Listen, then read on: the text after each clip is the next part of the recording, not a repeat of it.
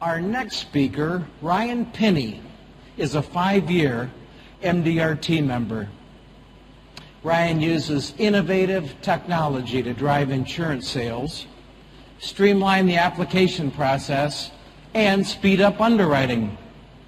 He also leverages his experience in social media and online marketing to help agents and agencies create their online presence and profit from it. There is great opportunity to learn from one of the best young advisors in our profession. Please welcome Ryan Pinney.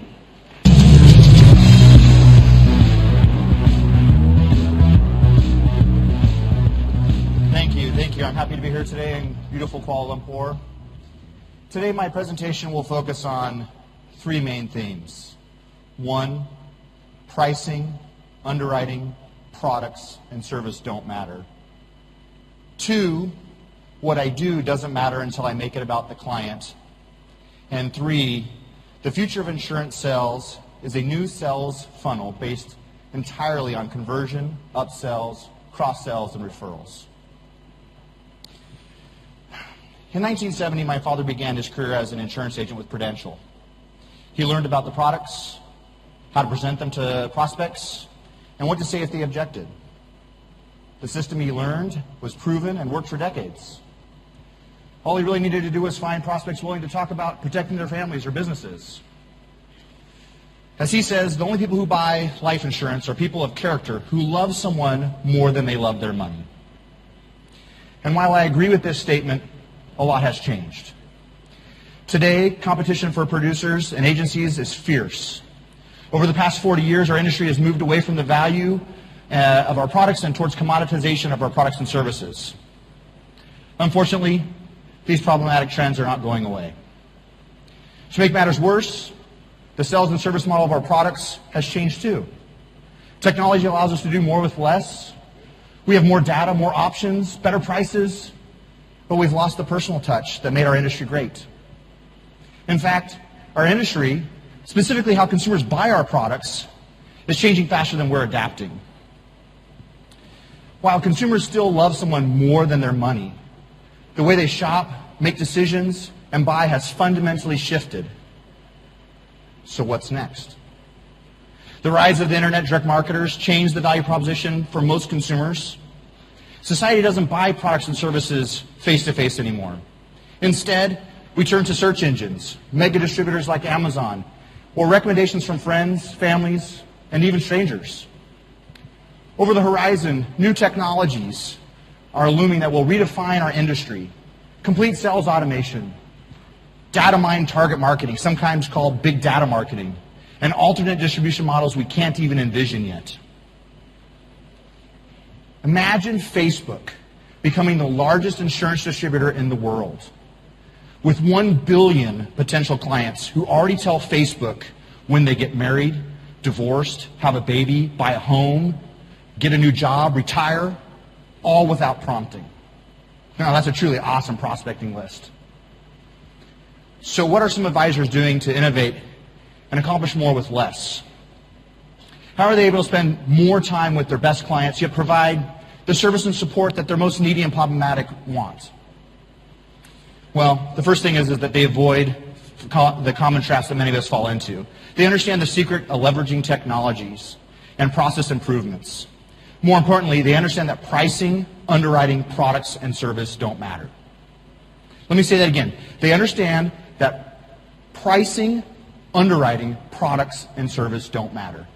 At least not in the traditional sense. Don't believe me? Let me prove it. Raise your hand if you have a broad portfolio of products, underwriting knowledge, and industry relationships that will help you find the best products and pricing for your clients, all while providing excellent service. Raise your hands if you can do that. I would guess that pretty much everyone in this room can make the same claim. So how are you different from each other? To our clients and prospects, we aren't. We lack differentiation. We are seen as a commodity. We failed to add value in the minds of many clients, and we're losing sales opportunities because of it. We need to change this paradigm. Something easier said than done. Fortunately, I have a few tips that we use successfully. The first is understanding the clients of today, something called Customer 2.0. Customer 2.0 has literally reinvented the marketing, sales, and purchasing process. Thanks to the internet, Customer 2.0 has unlimited access to information, service recommendations, business data, and more. Before they consider doing business with someone or make a buying decision, they turn to the internet for reviews and ask their friends for advice. So how do you adjust your sales methods to accommodate today's prospect-driven sales process? In order to sell to Customer 2.0, you have to invent Sales 2.0. Sales 2.0 is about being relevant, knowledgeable, and valuable. Consumers are smarter today. They have more information than ever before. You know, sales will always be relationship-driven. But first, you have to get in front of your prospects and be seen as a knowledgeable resource that they can turn to. This will, in turn, drive your clients and prospects deeper into a deeper engagement with you and add the value that they want from your services. To succeed, adapting to technology and social media is a must. You'll need these tools to learn who your prospect is as an individual. Using them actively to listen, to learn about your clients and prospects allows you to provide customized services, individualized answers and solutions tailored to meet their needs. You know, it's important to understand that Customer 2.0 has specific needs that aren't being met by the sales practices used today. The problem is what consumers say they want and what they really want are two separate things. They say they want low prices and great service. But what they really want is value. For agency managers, this is key. If you encourage your producers to focus on value, they'll be significantly more successful. Remember, only in the perceived absence of value do things become commodities. When that happens, consumers decide based solely on price and service. Once you understand the difference between what consumers say they want and what they really want, it's important to give them what they need. Consumers need to hear how you can be of value to them. It's not a sales pitch about you, your agency, or the carrier you represent, or your products. That's because that isn't important to them. It's all about you. Consumers want, they need it to be about them. It can be as easy as saying something like, if you hire me, I'll help you define your personal financial goals and create an uncomplicated plan to achieve them. I'll help you along the way by recommending any course corrections that are needed as your life changes. Notice I didn't say anything about how or what of accomplishing this, or about myself. I didn't mention a product, a service, or give them a brochure. None of that matters until what I do matters. And what I do doesn't matter until I make it about them. The second item is understanding of the new sales funnel. Because of the changes previously mentioned, today's sales funnel is now split into several distinct segments. You can visualize this as 3 vertical interconnected funnels.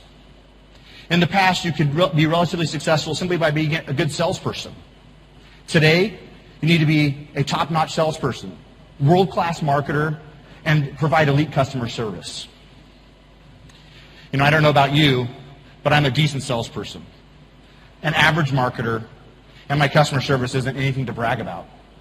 Yet I managed to sell thousands of insurance policies last year alone. How? Well, I standardized, I systematized, and I automated as much as possible. But I couldn't automate until I understood the new sales funnel created by the Customer 2.0 reality. In this reality, we need to focus on 4 things.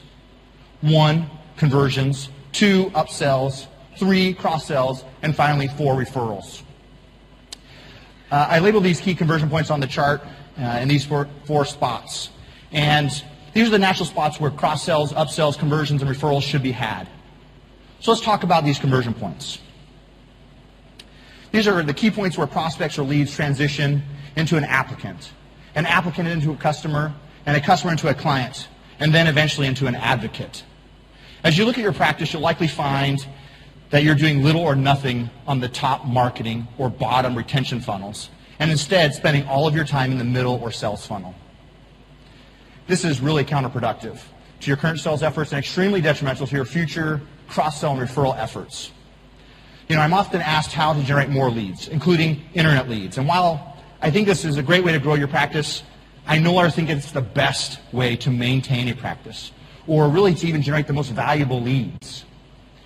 Remember, I'm saying this having generated hundreds of thousands of leads. Instead, your best leads and sales opportunities come from existing clientele and centers of influence. That's probably not a surprise. Yet how many of you have a standardized, systematized, and automated way of reaching out to these clients and centers of influence? Better yet, how many of you know how your clients and centers of influence prefer to be communicated with, or marketed to, or educated? My experience tells me not many. Really, that's because today's agents are armed with yesterday's sales tools, conducting business with the same techniques and tools my father used in 1970. The problem is that most consumers are too busy to be bothered with those same old tactics. To be effective today, you need to maximize each opportunity and customer. This takes effort and focus on the metrics at each step in the process. When we look at these metrics, you must know what your conversion numbers are at each stage in the opportunity cycle. For example, what percentage of leads became qualified prospects? Or what percentage of customers became clients? And looking at your metrics, it's important to differentiate the value of each consumer and what stage of the buying process or cycle they're actually interacting with you in. For us, we rate consumers as the following. First is suspects. Those are people that we're proactively marketing to, but that haven't expressed a specific interest in a service or product that we have. These are people who are often underappreciated and often overlooked in the traditional insurance sales model. In fact, Forrester's research recently conducted a study that concluded 84% of these people, specifically the ones that say they aren't interested in purchasing today, will go on to buy from you or your competitor in the next 24 months. This last fact showcases the importance of effective communications tools and informational content to help a suspect move to the next stage of the process. That's prospects. Those that haven't expressed an interest, those that have expressed an interest but haven't actually purchased yet. Most insurance agents refer to these as leads. And whether you purchase them or cultivate them, it's where most people spend the bulk of their time and attention. Why? Because they're often considered sales qualified or ready to buy. But the truth is that only 50% of consumers in this category are actually ready to buy today. That is why a lead nurturing process that takes them from interested to qualified to ready to buy is so important. The last group here is called buyers. Those are those that have already purchased at least one product or service from us. And this is the most important and neglected category of consumer in the bunch. As an industry, we talk a lot about providing service, doing annual reviews, getting referrals. But the truth here is that most of it don't actually do so. In our agency, to combat this, we further break down this category into three groups. Those are customers, defined as one-time purchasers, clients, those that have made 2 or more purchases, and advocates, those that have or currently make referrals to us. Doing so helps us to correctly focus on each buyer type and maximize the time we spend with each. In case you're wondering, this last category, buyers, and more specifically clients and advocates, is the most important and the one you should be focused on the most. If you look at the numbers, the metrics associated with these two categories, you'll find, like we did, that they account for nearly 80% of our profits and less than 20% of our total expenses. I want to repeat those numbers. They account for 80% of our profits and less than 20% of our expenses. Why? One simple reason. They are the consumers most open to the last 3 items on our focus list, namely upsells, cross-sells, and referrals. Upsells serve several purposes, including making each client more profitable to interact with and mainly are about adding riders or additional options to policies to help the clients better meet their goals. Basically, it's personalization. This is where we as an industry can and should add the value back into the products and services we offer by making them personalized to each client. Something Customer 2.0 demands. Remember, they want it to be about them. Cross-selling is about focusing on account rounding, the process of adding additional products and services to each lead, customer, and client you work with. The goal here is to provide every option you can to every customer you interact with. Already sold a customer a life insurance policy? Now's the time to offer income protection or retirement planning. That's because the best time to set the stage to make the next sell is right after the first. That is when you should start the conversation about the next piece of the financial planning puzzle, filling coverage gaps, protecting other parts of the client's life. Unfortunately, your clients often only remember what you sold them last and rarely know what else you can do, even if you've talked to them about this, about all of your services before.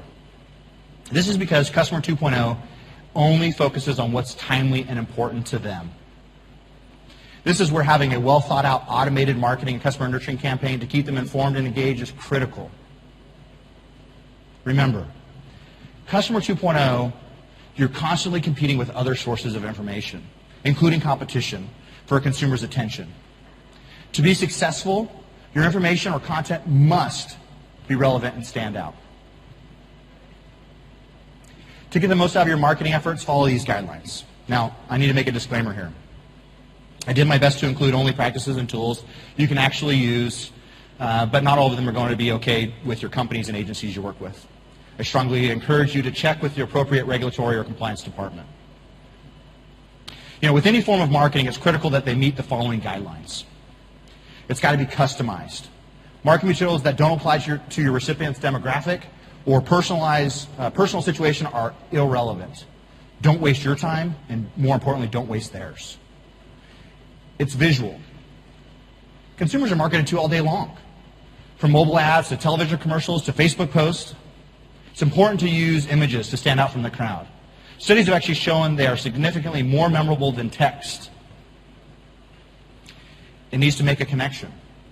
Visual content is the fastest way to make an emotional connection with consumers. Plus, it offers a great branding opportunity. It needs to matter. Your marketing has to close a gap between a financial planning question or problem and the solution. The more targeted your solution, the more likely it can be used to nurture a lead. It's got to be easy to understand.